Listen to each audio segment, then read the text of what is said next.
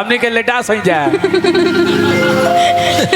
कोई बात नहीं। और अच्छा जेंट्स लेडीज से कैसे पहचान होखेला? हमारा दारू में बार जामल हाँ। अगर केहू के दारू में बार जामल होई त देखावे हैं अब हम बोले ये हम चल जाएंगे ना। ठीक बा बैठो तनी हटो हो देखो तार जामल बा हमने के झड़ गए। चुपचाप भैया आप भी चुप रहिए। हमारा पास सरकारे रोक डलले बा।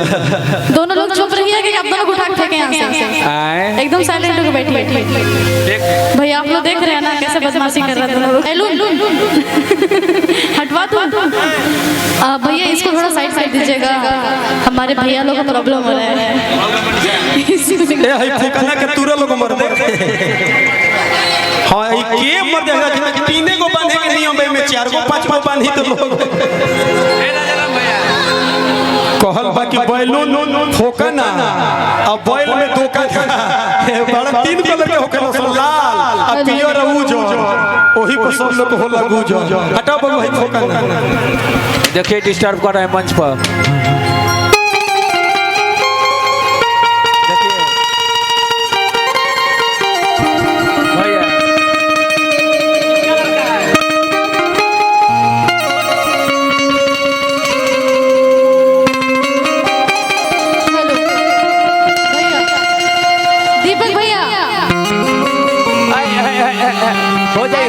हो जाई कौन भैया मुझे लग रहा है ना पब्लिक से ज्यादा ये परेशान है इन लोग को बुलाने के लिए। आपकी बातें सुनी जाएगी, आप टेंशन मत लीजिए। आपकी मांग पूरी होगी। कि कहतरन कि कौन कहता है कि बूढ़ा इश्क नहीं करते? वाह कौन कहता है कि बूढ़ा इश्क नहीं करते? बूढ़ा तो इश्क करते हैं मगर कोई शक नहीं करता। अरे बाबा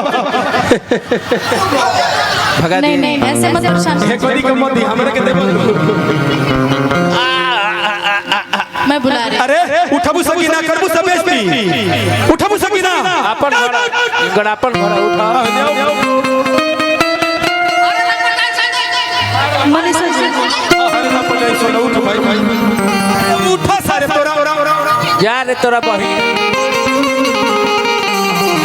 ए राजा रधिया तनी एगो टोन छोड़ दो चले लू डगरिया तो नदी बीच अब सब देह तनी का चिकवाई।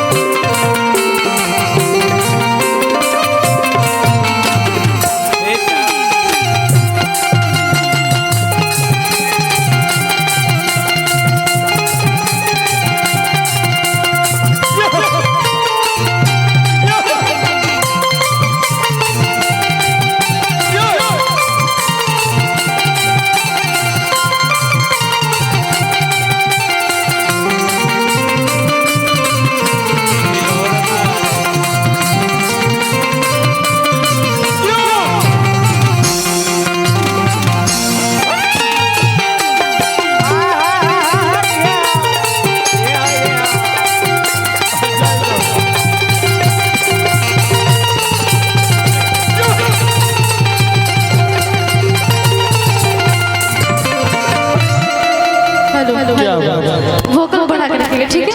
अब के मंच पर जतना देह के बीमारी रहे सब झड़ गई आ जवान तो जवान होई बूढ़ो तोर गई लेकिन खातिर पे छोड़ दो।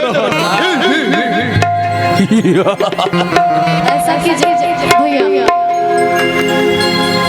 इन लोग का जो तबला वगैरह का साउंड बहुत ज्यादा है, थोड़ा हम लोग का कम करके मेरा वोकल बढ़ा के रखिएगा ठीक है।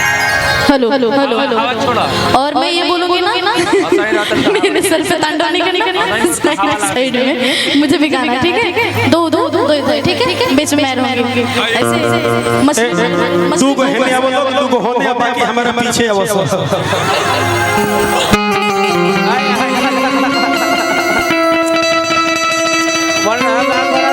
ए पर तू होई कोई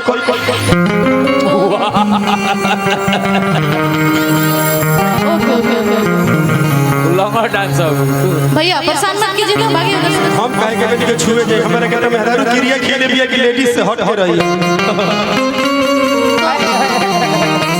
तो आपके कहना है मतलब हम लोग जेंट्स हैं हां हमने के लेटा सही जाए